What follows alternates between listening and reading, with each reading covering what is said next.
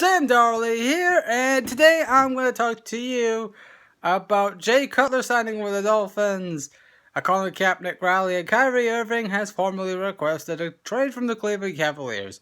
Also, the Houston Texans begin their preseason against the Carolina Panthers, what to look for, and what to watch for.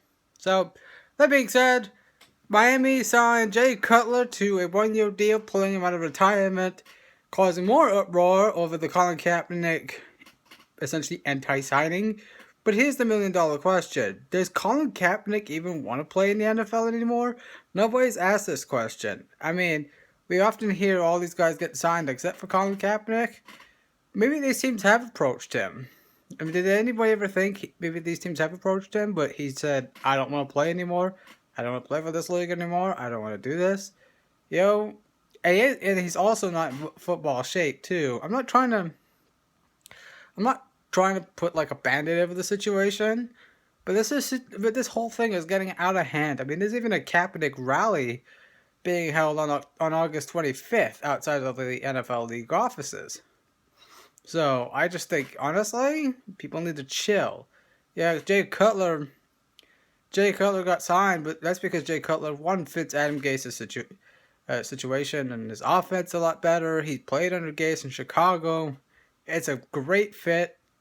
The Dolphins, I think, if they can Tony Romo him like Dallas did, where they make him essentially a game manager, just don't turn the football over. I think Miami's going to be a really good team. I do think he's a significant upgrade over Matt Moore. And he gives the Dolphins a chance to win 12 or 13 games this year. That's if he doesn't let them down with the turnovers and the late game interceptions. But the bottom line is everybody's going absolutely AWOL over them choosing Cutler over Kaepernick. Well, Kaepernick doesn't fit Gase's system. He didn't play under Gase. So there's no familiarity. And being this late in the training camp and preseason starting, this is really not the time to be playing a waiting game, especially when you've just lost your starting quarterback for about half the season, maybe the entire season.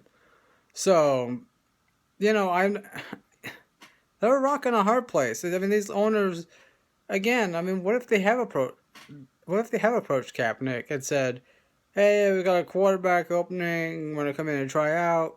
I mean, this whole thing, he hasn't even gotten a tryout. But maybe, and again, you have to ask yourself, does he even want to play in the NFL? I mean, this whole rally is just silly. It's silly because you don't know what's going on behind the scenes. You just see what's going on in the news and the sports news and just think, oh, they're not signing him. Well, maybe there's a reason behind it. Maybe he doesn't want to play. Whatever the case, there's a rally going to be going on August 25th, and I'm sure that Kaepernick is better than half the league's quarterbacks. Maybe not, but like I said, he hasn't played football in over a year, so we'll see. Moving on to the NBA, Kyrie Irving has formally requested a trade. From the Cleveland Cavaliers, according to David Griffin, who was on The Jump yesterday, he said Kyrie displayed great courage. Asking for the trade, he did it professionally. He went straight to the owner and said, I'm not happy here. I want to go play somewhere else. I have absolutely no problem with it. I think it's a bit silly. I think it's a bit of a silly career move by Irving, but nonetheless, if he's not happy in Cleveland, then he should go to where he's happy. Now, I will say this. I understand that Cleveland wants assets to set them up for the future, as well as to help them win now. But if somebody doesn't want to play for you, then you should just... to me, this is the problem I have with all owners in sports. If somebody doesn't want to play for you, find them a spot, find them a place where they'll be happy, and just trade them. Just trade them. It's like the Carmelo Anthony situation. He doesn't want to be in New York. But the Knicks want these assets that the Houston Rockets can't give them, and the Portland Trailblazers don't want to give them. I mean, it's just like the guy wants out. Just get him out. Grant his wish and trade him. You can rebuild through the draft. You can rebuild the free agency. Just make the guy happy and send him on his way. Because really what you're doing is you're creating a toxic environment by having somebody who doesn't want to be there in your locker room and expecting him to be all in when he's really not. So that's why these owners just, they think, oh, I don't want to trade my best player. I understand you don't want to trade the best player, but at the end of the day, if he doesn't want to play for you and he's not happy playing for you, let me go play for someone else. Just trade him. It's as simple as that. I understand that the NBA requires the money to match, so the assets are going to have the contracts. But at the end of the day, if Kyrie Irving doesn't want to play in Cleveland, he doesn't want to play in Cleveland.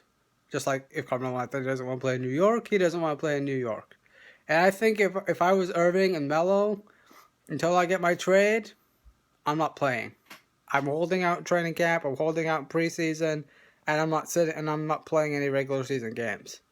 I know that's going to hurt their money, it's going to hurt their situation a little bit more, but at the end of the day, if you don't want to play for that team, you shouldn't play at all. That's my belief. That's just my belief. The Houston Texans will kick off their preseason tomorrow night against the Carolina Panthers. I'm excited because I think you're going to get to see... It's going to be exciting to see J.J. Watt, Jadeveon Clowney. Hopefully they'll play all season long together on the defense. And on the offense, I'm looking for Deshaun Watson. I'm looking at the quarterback. I want to see Tom Savage, how good he looks. At least how good his arm is. How well he stands in the pocket. And the pocket presence was a bit of an issue for him. It's been a bit of an issue for him his entire NFL career. But I also want to see how poised and how well Watson can handle a game-like pressure situation. It's different in practice. He's doing great practice. He's wowing the coaching staff. But at the end of the day, until you see him in a game situation, you really don't know what you're going to get from him. I also like the fact that Texans, I'm just going to say this real quick. I love the fact that Texans are benching Deshaun Watson because you don't want to rush your future. You don't want to... The Texans traded 13 picks to get Deshaun Watson. You want to make sure that he's 100% NFL ready, that he's 100% game one ready. And if he's not ready, then you gotta bench him. You gotta redshirt him. Obviously, Tom Savage, injury prone, and he's obviously not the best quarterback on the roster, at least potentially.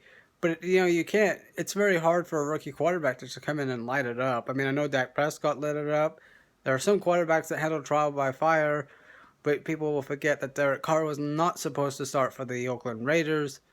The reason he started was because the McLaurin and Shaw were so bad. Dennis Allen at the time basically said, we've got nothing to lose, let's put this kid in. The Texans really aren't in that position. I think Savage is a solid quarterback. Like I said, he's not going to win them the Super Bowl, but he's not terrible. And I think, but like I said, excuse me, he's also injury prone. So that's the problem with Savage. I do think he has to really, really pick up his game. Otherwise, Watson's going to go in and start. Maybe not week 1, but eventually this season. But Watson is the future. The Texans traded a lot to get him, and they've got to absolutely make sure that he's ready. If he's not, then they got to make sure they got to do everything they can to get him ready. And what Deshaun Watson's got to do with his benching is do what Tom Brady and Aaron Rodgers did, and that's work on his craft as well as master the offense. Because here's the reason why they turned out so great. It wasn't the fact that they were benched and they sat behind great players, great quarterbacks, and Favre and Bledsoe. It's the fact that they had time to really work on their craft and really perfect what they do. And then when they were called upon, they were even better than the first time the coaches saw them. So the coaches were like, "Oh, we got to keep this kid in the game." And then the rest is history. It's about working on your craft, fixing any holes in your game, and I think if Watson can do that, I think he'll be, when it's his time, he'll be ready. So Texans will take on the Panthers, preseason game 1 tomorrow night. It's going to be fun, it's going to be exciting, and we'll see what happens with the Miami Dolphins and the Colin Kaepernick situation. Kyrie Irving wants to trade. Like I said, it's not a great career move. Again, potential to go to the finals for a 4th straight year. But hey, if he's not happy in Cleveland, send him to somewhere where he will be happy. This has been Sam Darley. Thank you for watching.